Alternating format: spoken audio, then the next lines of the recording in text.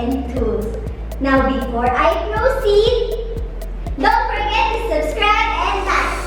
Also, hit the bell button for more updates and notifications. So, let's begin. Hi guys! Welcome! So today, ano ba ang i-introduce ko sa inyo? Of course, ang aking suitcase! So, ito ay 108 pieces or rotary toolkit. So, makikita mo din dito is durable storage case. So, matibay siya. Tigas eh. Actually, masakit siya kapag natamaan ko yun. Masakit talaga siya. So, ano meron dito? So, this is a GS and CE approved. So, dito din, matibay ito. Matibay talaga ito. Tignan nyo naman. This is a 135 input power. Then, meron tayong 230 volts. Then, meron din tayong dito, 8,000 hanggang 32,000 na no load speed. So, imagine nyo, gano'ng kalakas yun kasi yung rotation niya. Diba? So, yung 108 pieces natin, later, mapakita ko sa inyo kung ano ba siya. So, this has yung variable speed. Then, meron din ito, ergonomic grip design. So, i-unbox natin ito. Kailangan natin makita ang loob. Ayan. So, ayaw. Ano naman? Ayun. So, ito ang suitcase natin. Later on, napakita ko sa inyo ang zoom nito and close up. Para makita nyo. Ayaw mo sa akin. Yun. Ayan. So, ang loob niya is kung makikita nyo, may manual tayo.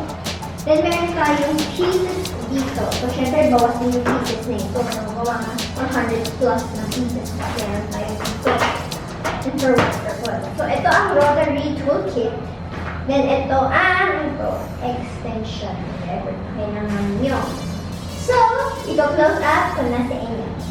Tchanan! Ito na! Tolsen. So, ito ang rotary toolkit natin. So, it's manual. Tignan natin ulit yan.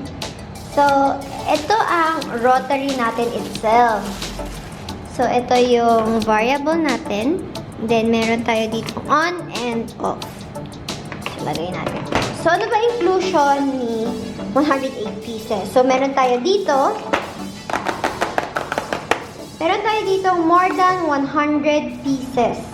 So, ano-ano ba't mga to? So, itong mga to, nakikita niyo purple things na may purple heads. Ito ay ang 10 pieces grinding stones. So, kunin natin. 10 pieces kasi syempre iba-iba yung shapes niya. Iba-iba na naman natin gagamitin and para sa mga gamit natin. So, ayan siya. Hindi ko makuha. Very good. Okay. So, meron pa tayo isa.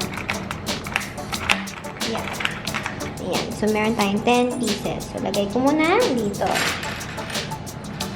So, meron tayong 2 pieces of diamond bits. Then, meron din tayo dito 1 piece of mandrel for sanding bands. And meron tayong 1 pieces for cut-off wheels. 1 pieces for felt wheels.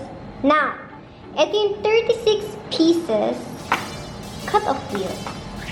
Yan. Sa loob yan, 36 pieces. Oh. So, makikita nyo din yan. Then, kung ito din ang tatanong ninyo, ito ay 40 pieces sanding disc. So, magkaiba din yun. So, ngayon mapapansin nyo, saan lalagyan sila kasi syempre, this is also delikado. Kasi, nababali din to. Syempre, malipis lang. Then, meron tayo dito 4 pieces felt wheels. Then, meron tayo 4 pieces sanding bands. May 2 pieces drill bits, which is ito yon. Yan, ganito natin. Then, meron din tayong 2 pieces colettes. 1 pieces whetstone. 1 piece eye shield, which is ito yon. And 1 piece flexible shaft. So, ito yun. May close up ko naman sa inyo. Ayan. Ito ang flexible shaft natin. So, you see? Yeah.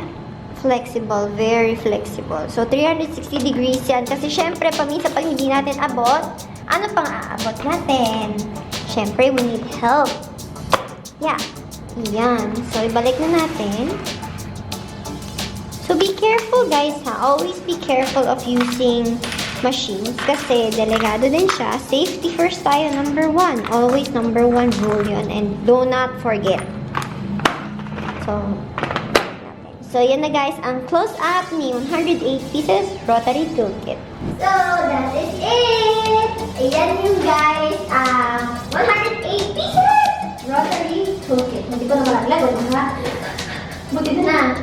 So, yun yung guys na matutunan niyo sa akin. I hope na nakatulong ako sa inyo. Please look forward sa mga future videos namin and stay tuned. Naragyan ko talaga. Stay tuned guys for the next video. See you soon. Bye-bye! Thank you so much for watching. If you're interested with our products, you can visit our official website at www.tolsen.com.ph. We're also available on Lazada, Shopee, and GRABMART. Or you could drop by our stores. Links are provided on the description below. Again, don't forget to subscribe. This is Layatan signing off.